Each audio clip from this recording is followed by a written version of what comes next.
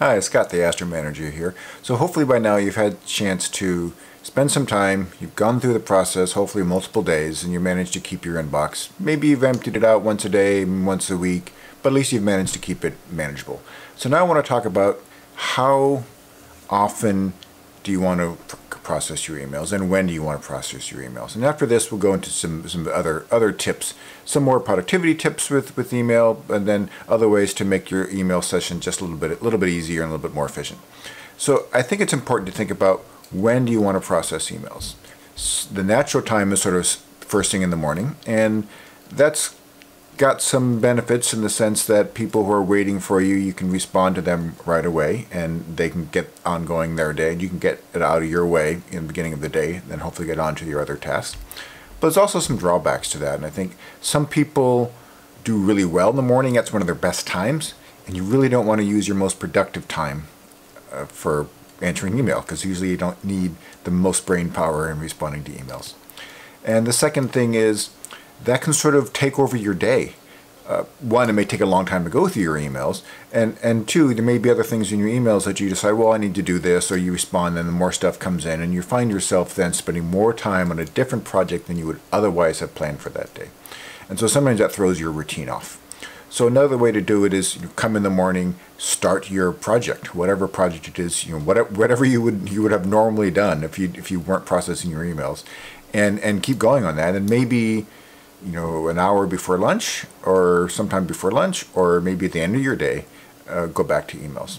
So you figure out which one of those work for you, and maybe you need to respond, maybe you need to have multiple windows a day, depending on sort of the level of responsibility and expectation that people have for your email responses.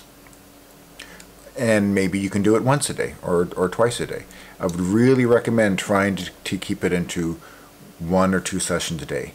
I've also heard people say you could do once a week, or once every couple of days, or once a month for the really extreme cases.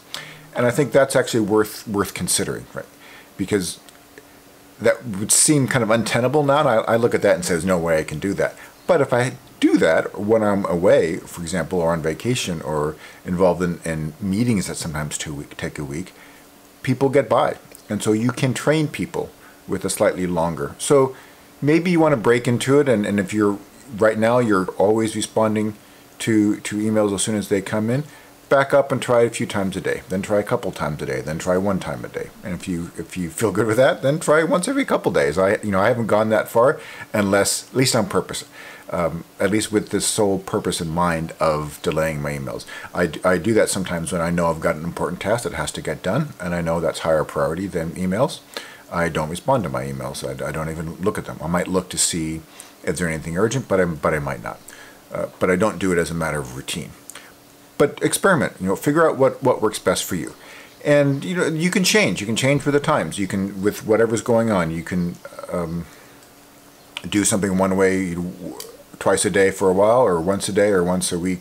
So you don't have to be rigorous about it. And we don't want to add additional stress by, you're following your email routine. We don't want that.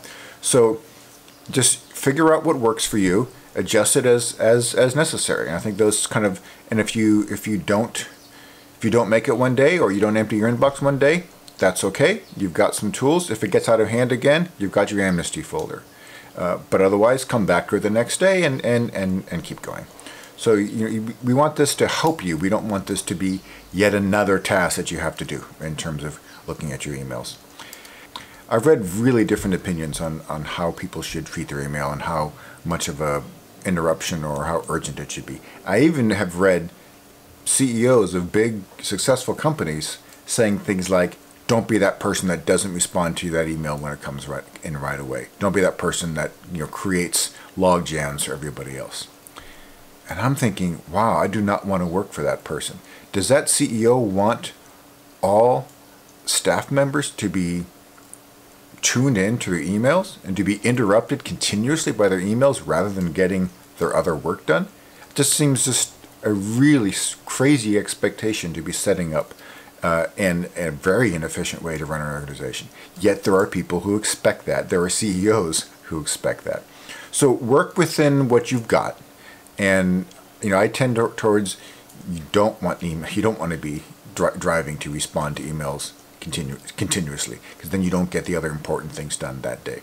You get the urgent things done. Actually, maybe they're not even urgent. You just get the interrupts done. They may be urgent, they may be important, they may not be, but they're coming in and you're responding to them.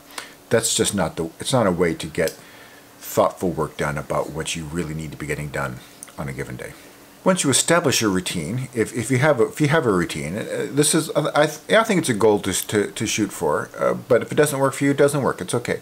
But if you have a routine that you can establish, or you want to just try it and see if it works, consider adding a signature to your outgoing emails that says something like, "Due to high demand," or "In order to make sure I give each email the thought it deserves, I process my emails once a day at 2 p.m.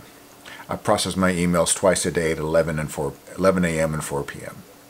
If you need something outside of those hours, please give me a call."